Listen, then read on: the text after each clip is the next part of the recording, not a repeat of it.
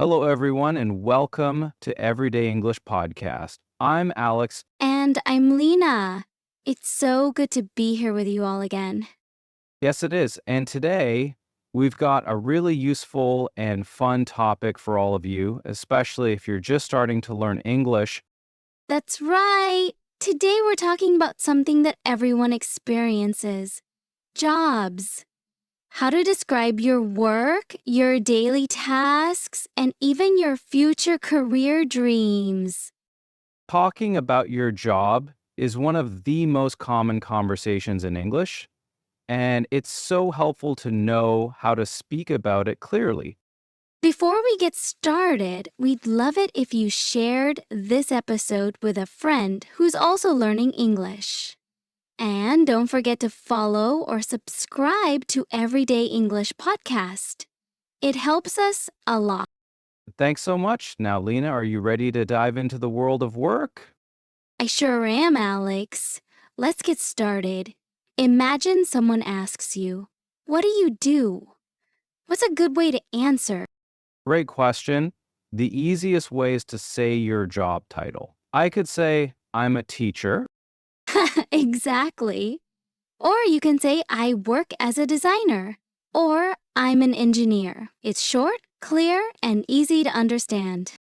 so let me ask you, Lena, what's your job? Well, I'm a presenter here on Everyday English Podcast, and I also work as a content creator. I really enjoy it. That sounds like a fun job. I'm an English teacher, and I love helping people learn. Sometimes I work with students in person, and sometimes online. Nice. And sometimes people want to know where you work. You could say, "I work for a marketing agency," or "I work at a school." Or if you work for yourself, you can say, I'm self-employed. I like a freelancer. I'm sometimes self-employed too. It just means I'm my own boss. That's always nice. Now, another common thing people ask about is what you actually do every day, your responsibilities. Yes. You can say something like, "I manage social media," or "I help customers every day." These sentences tell people what your job includes.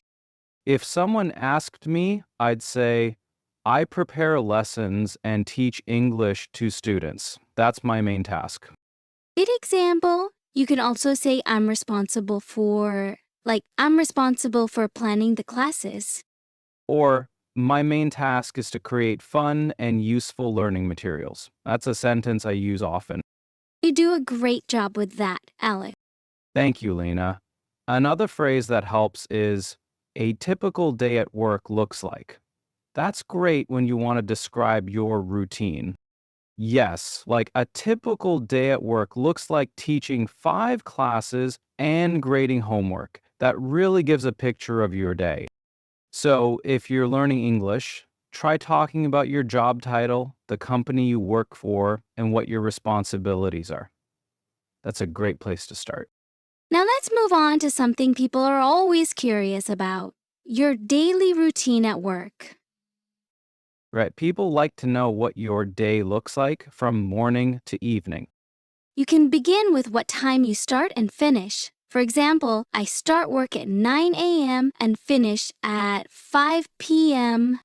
That's nice and clear. Then you can talk about what happens during the day. Like every morning, I check emails and attend a short meeting. After that, you can say, "Then I work on my main tasks until lunch." It gives a natural flow to your day. And don't forget breaks and social time. You could say, I usually have lunch with my colleagues, or I take a short coffee break in the afternoon. Those details make it easier for people to understand your work life. Here's a full example. Every morning, I check my emails and attend a short meeting. Then I work on my main tasks until lunch. In the afternoon, I have a few more meetings and finish around 5 p.m. That's a great example. My routine is a little different. In the morning, I plan my lessons, then teach my students. After lunch, I continue teaching and sometimes meet with other teachers. I usually finish around 4 p.m. That sounds like a busy but fulfilling day. So when you describe your routine, try to include when you start and finish your tasks and any breaks or time with colleagues. Now, let's talk about where you work. That's your work environment. Is it in an office, at home, or maybe outdoors? These days, many people work remotely. You can say, I work from home or I have a hybrid job. Some days at home, some days in the office. Or if you work outside, like in construction or at a park, you can say, I work outdoors. That's a very different experience. You can also talk about the atmosphere. Is it formal or informal? A formal workplace means suits and clear rules. An informal workplace is more relaxed. Maybe you wear jeans and talk casually with coworkers. My workplace is informal most of the time. I love being comfortable while working. Same here. And don't forget your coworkers. You could say, my coworkers are very friendly, or we work closely together. Or I work in a small team and we help each other a lot. That makes work feel like family. There's also some useful vocabulary for this. Open space means a big office room with many desks. Deadline means you have to finish something by a certain time. Then there's boss, that's the person in charge. Coworker is the person you work with. And client is someone you provide a service for. And flexible hours means you can choose when you start and finish within a range. These are all great words to describe your work environment. Let's talk about something personal now. Job satisfaction.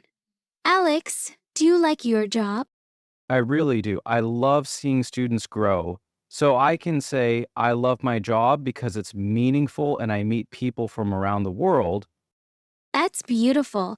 I can say, I love my job because it's creative and I enjoy helping others learn. And what if there's a part of your job you don't like? Good question. I enjoy teaching the most, but sometimes grading takes a long time. I might say I enjoy teaching, but I don't enjoy grading papers as much. I feel the same. I love working with people, but sometimes editing videos is not my favorite.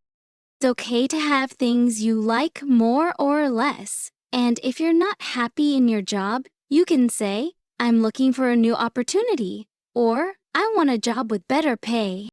You can also say, my job can be stressful sometimes, but I love my team. That shows balance. It's honest and helpful. Now, let's go back in time. Alex, where did you work before? I used to work at a language center. It's a small place, but I learned a lot. I used to be a part-time tutor during university. I also worked in a coffee shop for a while. Those past jobs teach you skills. You can say, I learned how to talk to customers, or I learned how to manage a team. Sharing your past experience helps tell your career story. And now let's look ahead. What are your future career goals, Lina? In the future, I'd love to manage my own YouTube channel full-time and create content that reaches more learners. That sounds amazing. I'd love to travel the world and teach English in different countries.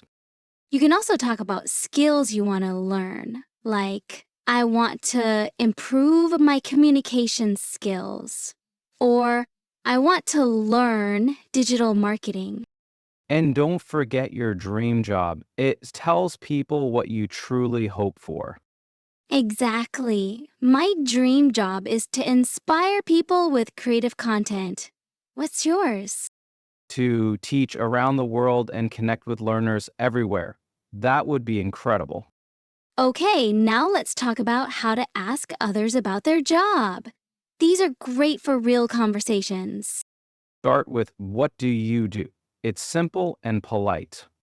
Then you can ask, do you like your job? Or how long have you worked there? Those are good follow-ups. You can also ask, what's the most interesting part of your job?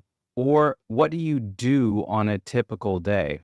These questions help you understand the other person's work and show that you're interested.